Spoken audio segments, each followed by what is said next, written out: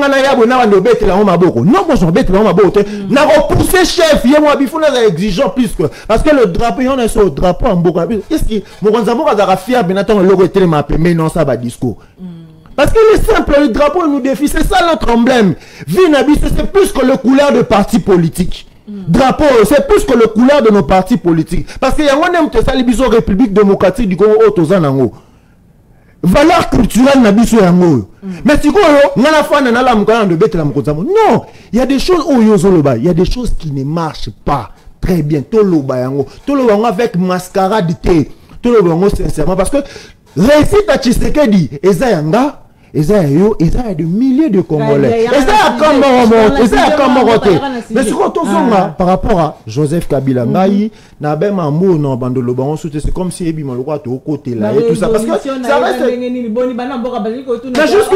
jusque là eza rien yemora banda ki ngo tisiko suka na conclusion ayo pesa te donc on comprend pas ce flou mais ce qu'on sait tozonga là ba bilora de bilora mike procès je te rassure gouvernement bima au monde national au PP ministre en justice alors que ton balancer ba consultation il est venu comme personnalité politique FCC le FCC représenté par qui Joseph Kabila tout ça on fait un théâtre l'autre au monde va janvier nande on a Dominique Boya bande Jeannot le Pépé est le meilleur mais alors que on s'en était à outil na ka muto wa benga traître donc on ne sait plus comprendre les choses il y a un auto et des chefs à tigre au sala berre pas l'autre tout que ba nomination ya ba récent arrêt pas juste plusieurs ils ont déploré dans la dernière émission ils ont déploré quel communicateur de l'Union sacrée ba nomaki on vous nomme pas, on nous nomme pas dans le batabongo, on vous nomme pas, mais moi à chaque temps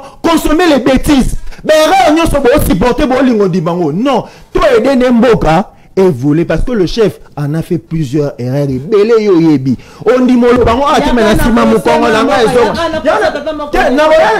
nga procédé c'est vide c'est flou on ne sait comprendre rien parce que Joseph Kabila jusqu'à preuve du contraire ne s'est pas pointé comme responsable à AFC M23 tout ça va responsable à AFC M23 ministre Chabani Baki va signer encore des principes qu'on a na Doha Abi Joseph Kabila serait pris en charge na accord ya Doha alors que na Doha vous pour poursuivre la discussion pour solo là en attendant mais tu te contredis je me contredis pas non mais je me contredis qu'est-ce que l'accord des principes a dit l'accord des principes a dit les partis va continuer la discussion pendant que nous gens pour parler na Doha bozu siko wande condamné c'est que na Doha bo yibo ele kamala muté c'est que na Doha ele kamala muté parce que Joseph Kabila jusque là il s'est pointé na Doha mais on habite tous dans l'hypothèse que Azana kata Doha toi Azana yemo parent ba F23 siko na Doha bo sani bon soyez Joseph Kabila siko bo yibo Kabila donc il parler la justice pour parler mascarade c'est que vous appliquez la justice madame s'il vous plaît c'est théâtre bon ça sabiso vous avez logique to fandi wapi to fandi na lo monter ils a fait non encore ko na mon forme na ngote na doa bo so na batu ya Joseph Kabila allez bon connaissez bon nga pesa moto ta c'est tombe discussion et continue à dehors bataka Kabila ba ndo exiger te bino faut ça non boy bino ça non c'est bon ça on te toyo kana bino et que doango et on a besoin érotique à l'accord de père les pépins qui n'aboutira pratiquement à rien. Merci beaucoup Mamboka John Mamboka Dominique dans le camétali procès yande ko Kabila moyimboka oyoki oyoka moyimboka bazali mama aussi ko loba bazali ko négocier na doa te mais awa bazali ko poursuivre moto bazali censé ko la parrain ya FCM na ba rebelle ya M23 moyimboka to loba ndenge nini madame. Oui, ministre également. Ça c'est un plateau très sérieux. Donc quand vous nous invitez, il faut inviter des gens très sérieux. Non mais Sogolandi va dire il y a Ndekonangai John. En tout cas, ils ont comme ça ma casse mais nazo koma na nwana te kuna nazo koma. Naza na 8 minutes nangai. 8 minutes. Nazo koma na nous et c'est que Jean-Philippe Alobaki pour na ministre de l'infrastructure na Daniel Bomba tout. Mais maman, biso ebso musala ezaka ko benga mabe malamu. Nazo kende na poids lourd 17e. libulu moko esalamaka wana ezalaka prévu bakunda yango bazongisa yango nyonso tu mobimba na moins de 72 heures. Ça fait plus de 4 mois. Oh, libulu wana ezokanga nzela bamituka nyonso tu ya baentreprise nyonso eza na 17e rue. Pendant qu'on bimaka na 17e rue bamana polo bakelifo babiloko na bango, ils mettent 2-3 heures kaka na coin wana. Bakomi kosala ba perte parce que mituka na bimaka fo matongo et ezongi esu course mususu bimi lisusu ezotia batwana na difficulté ya kosakana te. Au moment où ces gens-là bafutaka ba taxe na bango ya circulation, bafutaka ba nini ya consommation, donc ils payent tout ce qu'il y a comme taxe et pas les tables, les vignettes, les quoi, n'en parlons même pas. Mais pourquoi ces gens-là ils sont pas en mesure il y a courant de même moi test qui est facile et pas Congomani. Donc ceux qui va y habiter ngana zo benga bango na ce bango était batita na 17e rue bamona bordel, excusez-moi le terme, où ezako le kakuna juste de kaka pona libulu moko muke o bako ko kunda comme ça bato ba ko finga tata mo konze ko na plateau te ndenge to zo ke pa ba dekoyo. Deuxièmement, j'interdis ces messieurs de parler sur la place publique au nom de l'Union sacrée de la nation. Monsieur, je t'interdis. Monsieur, je t'interdis. Au sein de l'Union sacrée, il n'y a pas Union sacrée révoltée. Ça n'existe pas. Ça n'existe pas. Si tu n'as pas le courage d'intégrer un parti politique de l'opposition, c'est ton problème. Mais bilongola na mutu na yo oyo na plateau boye ba bengi bato union sacrée yo na yo koloba union sacrée parce que jusqu'à présent ozana na mjiri te ya koyeba union sacrée et ali nini idéologie ya union sacrée et ali nini oyebi yango te na masanga nyonso biso tosangana ka ya union sacrée na ebite nyonso mona ye na plateau nyonso biso tokendaka na kombo ya union sacrée moi je ne le trouve pas. Lui c'est un kabyliste. Lui c'est un kabyliste. S'il est ici pour défendre les rebelles, il n'a qu'à s'assumer. Assume-toi. Quand tu parlais, je m'étais tué, non? Quand tu parlais, je m'étais tué. Reste calme. Allez-y. Reste calme. Reste calme. Allez-y. Toi, ta position, tu défends Kabila et les M23. Ça se voit. Parce que derrière les dires, je l'ai dit toujours, il y a toujours le vouloir dire. Ce qui te manque, c'est du courage. Il y a Kolomba ou soit au Goma ou au Vanda. Mais ne parle plus jamais dans l'union sacrée, dans le plateau, surtout sur ton yo. Bête ma solo na yo, ça l'analyse. On doit analyser na yo bien. Ça l'analyse na yo, mais pas au nom de l'union sacrée. Ça, je t'interdis. Azolo Balobi, c'est le président Ndemutu à Konzaka, Nini, conseil des ministres. C'est le président Ndemutu à Nomaka. Alors, bah, faute, nous, surtout, il y a ministre, et là, tu président. Oh, mais si le même président. Parce que maman, on est un gouvernement. C'est là. On a quelqu'un qui a terrain, il y a la même logique. Allez-y. Si le même président, oh, il y a un ministre, alors, il y a un remanié gouvernement, il y a un gouvernement Moussoussou. Lui, il vient s'opposer. Pourquoi? Pourquoi? Est-ce que vous avez dit que vous avez ridicule, les bosseurs va Congomani ou va Landabiso? Parce que vous, président, vous avez dit faute.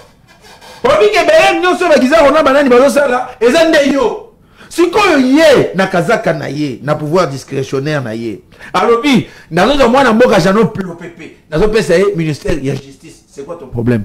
Maître Jano c'est un avocat renommé bao nyoso tu basali na justice baleki Jano Pepe na nini Mutamba azaki na union sacrée.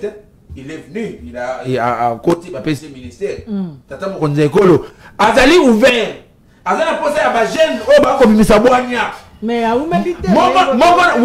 Oui, à humilité. La réalité, ça dit était à humilité. Mais ceux qui basent yango, bapesi yango, moi namboka Jano Pepe. Bavandisi wana, c'est quoi son souci? On a un problème n'a été. Donc pour lui, laisser l'incompétent au côté d'un gouvernement comme on a Jano Pepe. Non, monsieur. Il faut avoir beaucoup de retenue dans aux Zoloba. Jano Pepe, c'est un patriote qui a pris du courage, qui a dit, moi je ne vais pas servir les hommes. Moi, c'est le pays ou rien. Vous voyez? Courage au Jano Azui. Et ça, chacun est libre de faire son choix. N'oublie pas que bateau basalina Jano na kati FCC na minute bazana rébellion. Bazo ba Congomani. Mais quelqu'un qui a pris une très bonne décision. Alors non. Ba Congomani tata mokonzi ekolo azana posa bato bavanda basolola mutu apesa bamakanisi na ye biso pe toali bacongolais tokei. N'oublie pas que na est kuna bato bazo instrumentaliser o bazo bomaka population la majorité baza ba rwandais o bazali ko utiliser ba congolais à bas étage ndenge de konanga lobi les congolais de mauvaise qualité. Oh, c'est non, le PP, c'est un Congolais de bonne qualité. D'ailleurs, moi, dans un sens, on a tata mokonzi ekolo. Je dis souvent le rôle des avides. Bah, pesa yango. Comme ça, tout a fait boigna naïe. Comme pareil, c'est na M23, mais les loba kolandela été na République du Congo le mandeni. À l'objet, le moko à l'objet, procès à Joseph Kabila, ils allaient vite. Flou. Bon, yé a commoné le côté. Yé a l'yamona nini au moment où bazouzi nan basambicité. Madame, je vous rappelle que Donald Trump, après avoir causé la Mokondi, à Samba. Nicolas Sarkozy, après avoir causé la Mokondi, à Samba. Kabila, c'est qui? L'ancien président de la République. Donald Trump était qui? Nicolas Sarkozy était qui? Bassambisi Nicolas Sarkozy, seulement pour avoir salué un monsieur ou a bombardé ceux qui avion moko boye quelques Français va koufa na kati. Le fait que la circonstance moko salamaka ceux qui appellent ça kay mbote ceux qui ba mona na kawapi ba benga ya là-bas. Bassambisi Nicolas Sarkozy pour cette île on a silaté. Mais Kabila c'est qui? Quelqu'un qui se donne le luxe. Il y a aucun de ko s'assumer na makila ba kongomani ya kotanga. À quel est lobby alors c'est la consultation. Il y a une consultation Kabila qui n'a pas de Kabila qui n'a projet d'organisation en Mboka. À quel moment il y a notable. Il y a est pour organiser Mboka. Quand on a une épisode et loko est manqué bango, ils allaient adhésion populaire. Parce qu'il suffisait seulement base à la même morale la population surtout à est. Peut-être peut comme ça les locaux moko katimboka batele misi drapeau. Parce que Bazagina armé sur place, Bazagina nyonso. Vous voyez? Mais encore la population a porté projet Wanate. Voilà pourquoi Bazali Milinga, Bazangelo Kakosala. Mais moi je demande à monsieur Kabila, azo courage. Le corps congolais nyonso. Ce qui a le big bakoseli makambo. Non, mais tellement liboso le bake bakoseli makambo. L'ennemi de l'homme s'appelle le temps. Vous comprenez? Parce que Kabila a simbaka nyon surtout na maboko na ye. Kabila c'est un sebatuke. Une fois yozo kende ozo se présenter le à juge place na prison. Voilà pourquoi les autres bazo benga ye. Na basina na ni olobi comme na Chadel. Aji courage. Ndenge mundinga na kazoro ba ke ya koloba oh jugement ici est salema. Non ça c'est du n'importe quoi. À un certain niveau, on doit apprendre à réfléchir comme des humains. Parce que réflexion on a à tête tabac à réfléchir makwanate. À réfléchir makwanate. Moi je ne suis pas un juriste. Oh, mais ngabe basamisangate. Oh, oh, tu sais que chaque jour, moi je défends le président Félix. Mais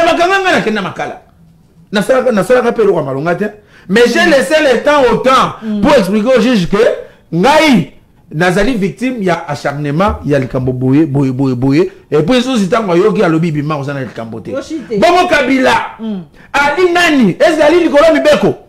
Le corps est la constitution sur sa taille. Aligné Longwa, attendez juste mon bec comme sur sa taille. Mais quand même une constitution, il y a un rattrapé, non? Tant que je sais que Bango a tout le but, tu changes de constitution. Bango va boy, non? Peut-être que tu es ancien chef de l'État, Bango Simba était dans la constitution. Comme ça, Kabila Bango va Simba était. Mais le corps là, il y a une constitution sur sa taille. Même constitution, il y a un salaire là. Même constitution est rattrapée. À son courage, il y a un kende ko samba. Ce qui a été. Ce qui a été à présenter par moyen de défense n'a été. En tout cas, il va s'assumer. Parce que même tant qu'il y a Nadoa Bozo Solo là. Mais j'apprends à ce monsieur qui a et là comment babengaka un instrument juridique ko babengaka justice transitionnelle. On continue déjà la dernière prise de parole. Babengaka yango nini justice transitionnelle.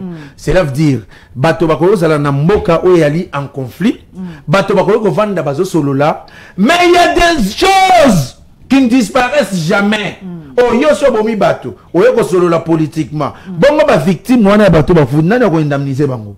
Te yo zo solo la koto yo, en même temps koto yo justice a sala musala na ye. En même temps justice a sala musala na ye. Ce qui justice a koto que o ala qui coupable. Quel que soit nyonso yo solo li kuna na politique. Oh mais tu vas aller faire la prison. Tu vas aller faire la prison. Très bien. Tu dois t'assumer. Oko indemniser bato yo bomaki kuna.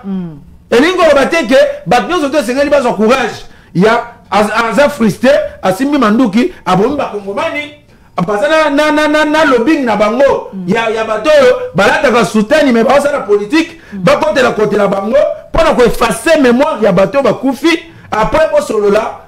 Bon proposer sur ba carte la bino gâteau après l'équipe marquana. Mais ça c'est soutenir les impunités madame. Voilà c'est que même ngapelo biso naza frustré. Na ko sope courage ya kolobater ceux qui naza na posa ba droit na ngai ezonga mobimba il faut na le kanzela oyo est-ce que na le kanzela oyo pour na se retrouver est-ce que wana nde exemple monde te que même kimia moyimbo ka so ba wana comme makimia te o wana e alinde ko vandisa siko ba impunité na mboka d'une manière officielle. Très bien. Et sengeli bato ba été Mobeko et Alina Mboka, ils ont punir yo, soko tamboli mabe. Soko ko solo la na politique, boko solo la. Mais justice, c'est tout un pouvoir à part entier. Ndenge ça défini na kati ya constitution na biso. Très bien, merci beaucoup moi Mboka Dominique. Tu éviter de quoi ya Kabila Forêt va comme biso parce que ma question penda. Mais il est à répondre bisoma. Il est présenté par son collègue qui est là. 3 minutes au kati na. Il y a un courage que quand attaque Kabila Forêt vert, Baronyambaye. Mabo kolele. Intégrer parti politique parce que Union Sacrée en tout cas va révolter bazaraté moi 3 minutes au kati émission. Merci madame Gassela. Na répondre déjà j'ai vu là il y a déjà vu mutabinga bien. Ba réunion na bama buso bana na kenda raté. Eza ya buso baté. Na kenda ba réunion na bama. Déjà na ba réunion na bama buso. Ba réunion na bama. Lorsqu'il dit monsieur, va il a kenda raté. Qui le cause en réalité. Est-ce pas que na ça qui le cause des raisons kenda raté. Nous ça la rappelle pour naté. Nous on mange ça la raté. À notre silence monsieur. Ça il le cause en réalité. Je né au terme ça qui le cause pas Kabila. Il faut pas venir ici pour dire n'importe quoi. Ça je t'interdis. Je t'interdis. Je l'interdis. Nous sommes sur la place publique. Apprends à respecter les gens. Respecter les gens. Sur la place publique. Demande-lui de retirer ça. Demande-lui d'abord de retirer ça. Je retire ma liberté. Nous sommes des responsables. On ne fait pas quelque part. Monsieur. Demande-lui d'abord de retirer. Demande-lui d'abord de retirer ça. C'est pas normal. Tu vas aller manger aux autres. Tu vas aller manger chez les autres. Tu vas aller manger. Tu vas aller manger. Tu vas aller manger. Responsable, monsieur. J'ai fait la politique.